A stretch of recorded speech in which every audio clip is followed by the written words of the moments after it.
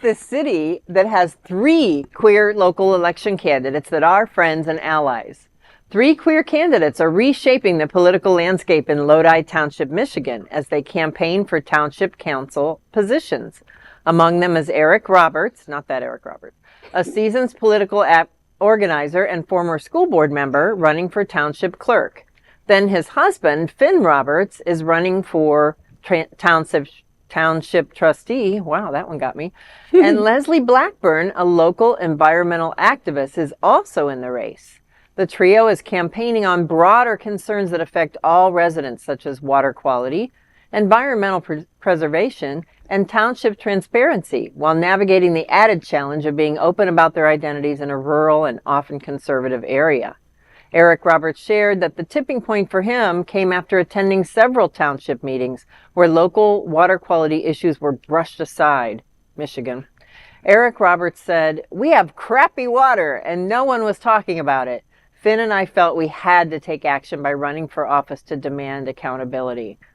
That's a big sacrifice. Leslie Blackburn, a longtime advocate for environmental justice and founder of the group Livable Lodi, joined forces with the Roberts couple, forming a coalition of LGBTQ candidates determined to bring fresh perspectives to the township board. Despite facing backlash, including, of course, personal attacks from opponents, the Roberts-Blackburn team has received substantial support during door-knocking sessions. However, they remain vigilant about derogatory comments circulating on platforms like Nextdoor, largely stemming from their opponent, of course, Christina Smith.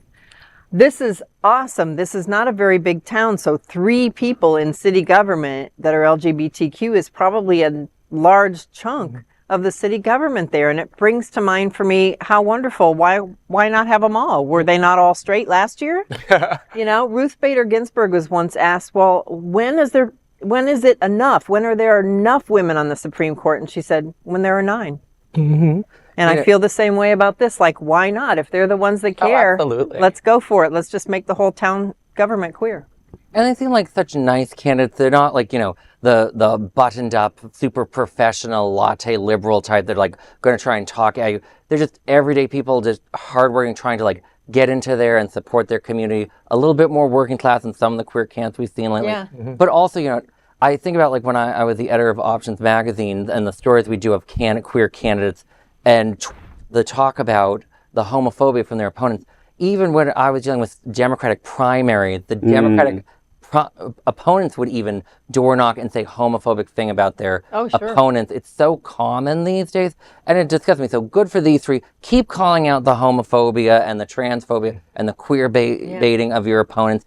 Don't give an inch to them and, you know, really drive them crazy. Absolutely not. You know, this is about service and sacrifice. Exactly. How much money could they make from these jobs? Probably none. Probably not a lot. But more to the also Nextdoor. What is with that website? Oh. It is the most toxic place imaginable. It's a free platform where people can say, sell, do, I thought it was whatever supposed they to be want. about when you lost your dog. I mean, I've had some really awful things on Nextdoor. I mean, just That's 2 ridiculous. miles away. I agree. Yeah, I think it's a really vicious platform like the new for Craigslist a lot of misinformation. And there's a lot of I actually have a Hollywood LGBTQ Council page on Nextdoor, which really riles up everybody in Hollywood I gotta join when it. I post things on there. So I encourage everyone, if you're in a local community, to start your own LGBTQ group on Nextdoor, because it is also fascinating. It's also a great way to bring community in places where there are not, like a Wilton Manors, where we have a community where people can really congregate. Dramatic question then. Is this app more crazy and dramatic or less crazy than the Wilton Manors Facebook group? Oh, well, that's tough. That's another conversation. You know when?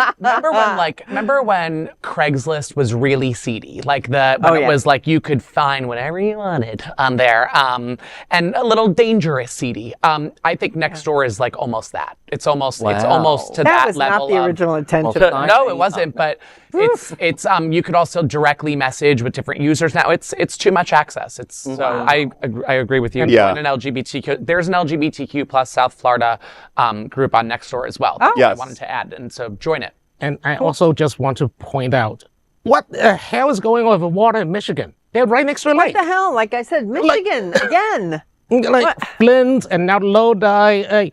something's wrong in the state of Michigan with their water, and not quite sure why. I don't know why. Maybe it's all those years of Industrial. automobile manufacturers runoff. Maybe.